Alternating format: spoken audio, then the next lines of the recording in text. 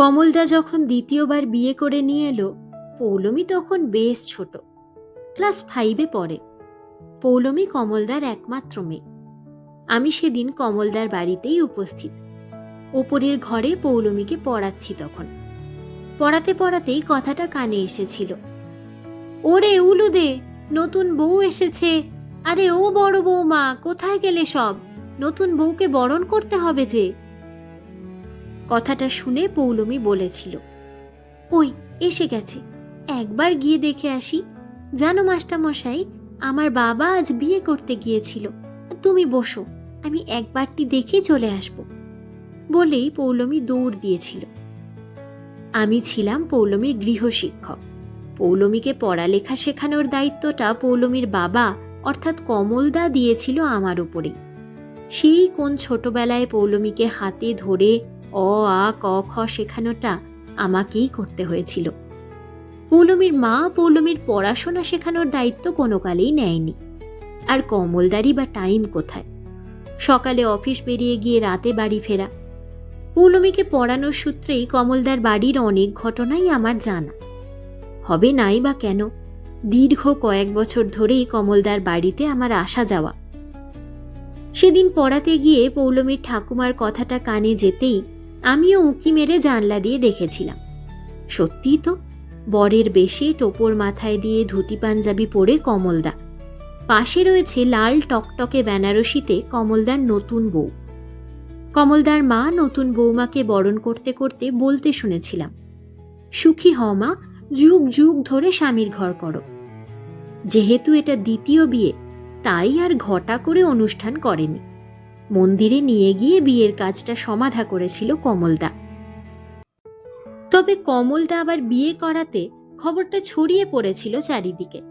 গ্রামের দিকে বেশিরভাগ মানুষ সবাই সবাইকে চেনে। সবার মুখে মুখে তখন একটাই কথা, কমল চাটুর্যে আবার বিয়ে করেছে। গ্রামে কমলদাকে চেনে না এমন কেউ নেই। গ্রামের মধ্যে সরকারি চাকরি করা মানুষ বলতে তখন হাতে গোনা 2-3 জন। তার ওপর কমলদা ভালো চাকরি করে, স্টেশন মাস্টার। একই গ্রামে থাকলেও কমলদাদের পাড়াটা আলাদা ছিল। ওদের পাড়াটার নাম ছিল চাটুজ্জে পাড়া। কমলদার যখন প্রথম বিয়ে হলো তখন আমি কলেজে পড়ছি। সে তো মহা ধুমধাম করে বিয়ে হয়েছিল। বিয়ের একদিন আগে থেকে নহবত বসেছিল। গ্রামের বেশিরভাগ লোকই নিমন্ত্রিত ছিল। কমলদার প্রথম বিয়েটা সুখের হয়নি। বিয়ে করেছিল আসানসোলের দিকে রামচন্দ্রপুর নামক একটি গ্রামে। কমলদার শ্বশুর বাড়ি ছিল বেশ বনেদি পরিবার। রামচন্দ্রপুরের ব্যানার্জি বাড়ির বেশ নামডাক। আশেপাশের মানুষ প্রায় সকলেই ব্যানার্জি বাড়িকে চিনত। শুনেছি কমলদার ছোট মামাই ঘটকালি করেছিল। ছোট মামার সাথে কমলদার শ্বশুর দুজনে একসাথে চাকরি করতেন। কমলদার শ্বশুরই কমলদার ছোট মামাকে বলেছিলেন, একটা ভালো ছেলে দেখে দিও তো আমার মেয়ের জন্য। কমলদার মামা বলেছিল, আমার নিজেরই ভাগনা আছে, আমার বড়দির ছোট ছেলে, রেলে চাকরি করে, দেখতে পারো তাহলে। মাত্র 1 মাসের কথায় বিয়ের কথাবার্তা মিটে গিয়ে কমলদার সাথে বিয়েটা হয়ে যায়। মেয়েটির নাম ছিল মৌমি। মৌমির তখন কত বয়স হবে? ওই 18-19। কমলদার বয়স তখন প্রায় 30 বা তার বেশি। বয়সেরও একটা ব্যবধান ছিল। মৌমিও বেশ সুন্দরী। সবাইকেই বলতে শুনেছিলাম তখন, চাটুজ্জে পাড়ার মধ্যে সব থেকে সুন্দরী কমলের বউ। সুন্দরী হলে কি হবে? বিয়ের 2 দিন পর কমলদার বউ ওই বাড়ি ছেড়ে চলে গেল বাপের বাড়ি। গোটা গ্রাম জেনে গেল কমলদার বউ পালিয়ে গেছে। কমলদার বাড়ির লোক জানেই না কি কারণে এমন ঘটনা ঘটল। বিয়ের পরের দিন বাড়িতে আসার পর থেকেই এক অস্বাভাবিক আচরণ করছিল কমলদার নতুন বউ। সবাই ভেবেছিল নতুন পরিবেশে এসেছে বলেই হয়তো এই ধরনের আচরণ করছে। হঠাৎ চলে যাওয়াতে সবার মনে খটকা লেগেছিল একটা। সে যাই হোক, বুঝিয়ে সুঝিয়ে আবার শ্বশুরবাড়িতে ফিরিয়ে নিয়ে আসে নতুন বউকে। ফিরিয়ে আনলে কি হবে? আচরণের কোনো রকম পরিবর্তন দেখা দিল না। কমলদাও তো বুঝতে পারছে না কি কারণ। কয়েকদিন এভাবে কাটার পর কমলদা একদিন রাত্রে নতুন বউকে জোর জবরদস্তি করাতে নতুন বউ মানে মৌমি বলেছিল, আমি তোমাকে স্বামী হিসাবে গ্রহণ করিনি, আর কোনোদিন মানতেও পারবো না। এটাও জেনে রেখো, মন থেকে কোনোদিনও তোমাকে ভালোবাসতেও পারবো না। এমন কথা শুনে আশ্চর্য হয়ে গিয়েছিল কমলদা। কি বলছো এসব? বিয়ে করলে কেন তাহলে? কে বলেছে আমি বিয়ে করেছি? আমাকে তো জোর করে বিয়ে দেওয়া হয়েছে। তোমার এ বিয়েতে ইচ্ছে ছিল না? না, আমার ইচ্ছে ছিল না। বাবার জন্য বিয়ে করতে হয়েছে, সেটা আমার ইচ্ছের বিরুদ্ধেই। আমি যদি এ বিয়েটা না করি তাহলে বাবা আত্মহত্যা করবে বলেছিল, সেজন্যই বিয়েটা করি। কোনো প্রবলেম থাকলে বিয়ের আগেই তো বলতে পারতে, আমি নিজেই বিয়েটা করতাম না। আমাকে তো বলতেই দেওয়া হয়নি। বাবা আত্মহত্যার ভয় দেখিয়ে রেখেছিল, তাই আমি আমার অমতেই বিয়েটা করেছি। স্বামী হিসাবে তোমাকে কোনোদিনও গ্রহণ করতে পারবো না, কারণ আমি যাকে ভালোবাসি তার দেওয়া এই আংটি আমি এখনো পরে আছি, আর তাকেই আমি মনে প্রাণে ভালোবাসি। তো তাকেই বা বিয়েটা করলে না কেন? আমি তো তাকেই বিয়ে করতে চেয়েছিলাম, বাড়ি থেকে মেনে নেয়নি আমাদের সম্পর্কটা। আমার অনেক দিনের প্রেম। সে মানুষটা কে জানো? আমার বৌদির দাদা নির্মাল্য। সে আমাকেও খুব ভালোবাসে। 4 বছরের সম্পর্ক আমাদের। ভালোবেসে এই আংটি ওই আমাকে পরিয়েছে। সেই ভালোবাসার অপমান আমি করতে পারবো না। যতদিন আমি থাকবো, আমার মনে নির্মাল্যও থাকবে ততদিন, আর কেউ থাকবে না। তোমার বাবা এত বড় সত্যটা লুকিয়ে গেলেন? আমি তো কোনো অন্যায় করিনি, আমার জীবনটা নষ্ট করে দিল এভাবে। সেটা আমার বাবাকে গিয়ে বলো। এখন বলে আর কি করব? বিয়েটা যখন হয়েই গেছে তখন মেনে দুজনকেই নিতে হবে, এটা বোঝার চেষ্টা করো অন্তত। একটু ভেবে মৌমি বলেছিল, ঠিক আছে, বাইরে থেকে সবাই জানবে আমি তোমার বউ, কিন্তু মন থেকে তোমাকে ভালোবাসতে পারবো না। তাহলে বাইরে থেকেই জানুক সবাই। দয়া করে তুমি কখনো চলে যেও না বাড়ি ছেড়ে, খারাপ দেখায় সেটা। তাছাড়া আমারও তো একটা মান সম্মান আছে। চিন্তা নেই, আমি কখনোই আর বাপের বাড়ি যাব না। বাইরে থেকে কেউ বুঝতেও পারবে না। তবে আমার থেকে তুমি বেশি কিছু এক্সপেক্ট করবে না, আমি কিন্তু আমার মতোই থাকবো। কমলদাও প্রতিজ্ঞা করেছিল সেদিন কোনো দিনও শ্বশুর বাড়ি যাবে না আর। শ্বশুরমশাইয়ের হঠকারী সিদ্ধান্তকে মনে মনে ঘৃণা করেছিল কমলদা। বিয়ের পর থেকে কমলদা যেন একটু অন্যরকম হয়ে যেতে লাগলো। হাসি খুশি ভাবটাই চলে গেল। নতুন বিয়ে করে মনে এতটুকুও শান্তি নেই। কমলদাকে সব কথা বলে দেওয়ার পর থেকে কমলদার বউ বাইরের লোকের কাছে 2-1 বছর এমন আচরণ করলো, বুঝতেই পারল না কেউ কিছু। একদিন কমলদা তার এক ঘনিষ্ঠ বন্ধুকে সব ব্যাপারটা খুলে বলতে সেই বন্ধু বলেছিল, এসব কোনো সমস্যাই নয়, দেখবি একটা বাচ্চা নিয়ে নিলে সব ঠিক হয়ে যাবে। জীবনে এরকম প্রেম অনেকেরই থাকে। এই বাচ্চা নেওয়ার ব্যাপারে মৌমি প্রথমে রাজি ছিল না। কমলদার কথা রাখতেই মৌমি শর্ত দিল। বলল, তোমার বাচ্চার মা আমি হতে পারি, তবে বাচ্চা মানুষ করার দায়িত্ব আমার নয়। আমি যতটুকু পারবো ততটুকুই করব, তার থেকে বেশি জোর করতে পারবে না। কথাগুলো হয়তো মুখে বললেও মেয়ে হওয়ার পর থেকে একজন মা হিসাবে যতটুকু করার দায়িত্ব সবটুকুই করেছে কমলদার বউ।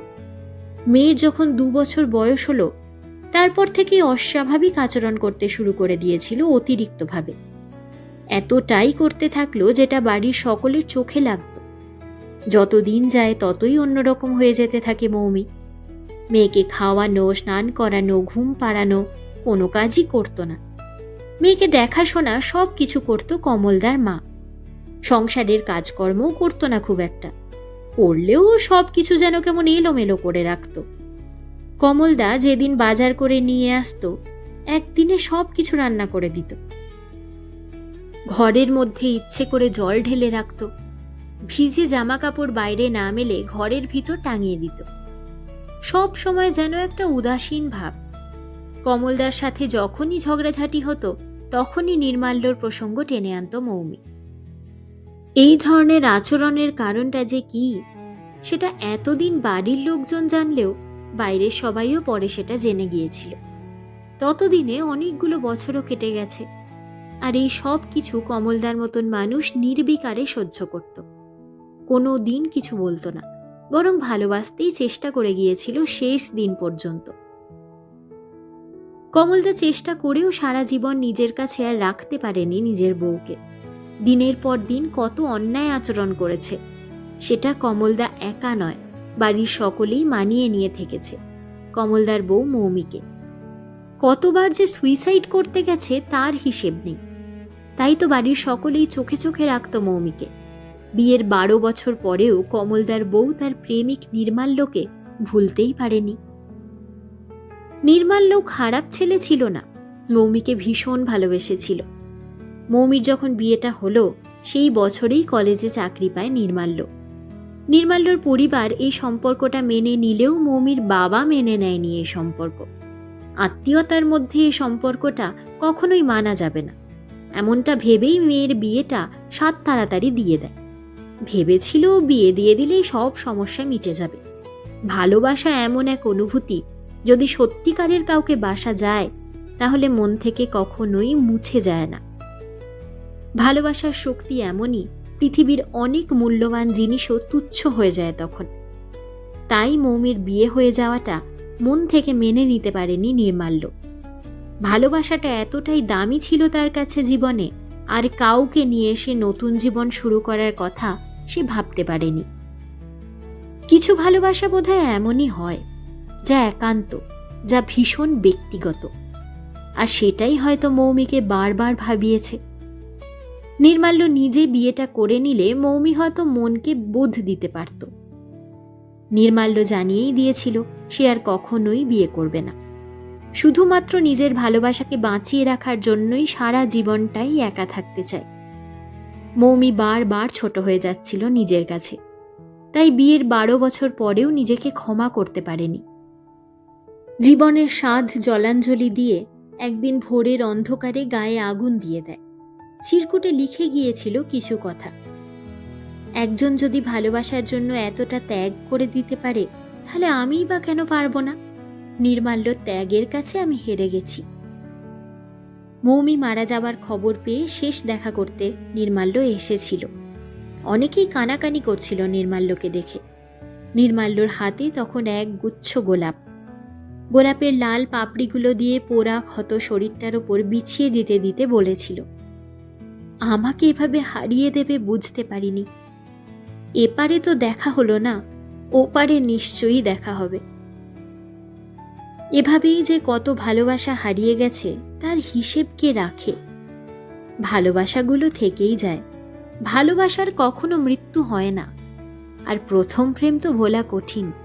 মানুষ যখন প্রেমে পড়ে যায়, সে প্রেমটা যদি সত্যিকারের প্রেম হয়, তার সাথে আজীবন থাকার স্বপ্ন যদি মনে গেঁথে যায়, তাকে ঘৃণা করলেও কখনোই তাকে ভুলে যাওয়া যায় না।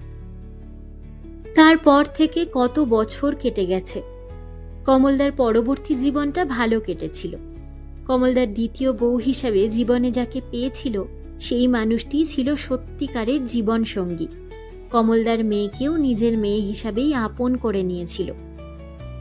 তখন পৌলমীকে পড়াতে গিয়ে পৌলমীর মুখেই নতুন মায়ের গল্প শুনতাম।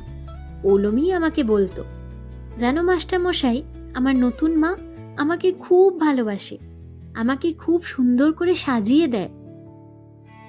কমলদা কবে রিটায়ার করে গেছে, মেয়ের বিয়েও হয়ে গেছে।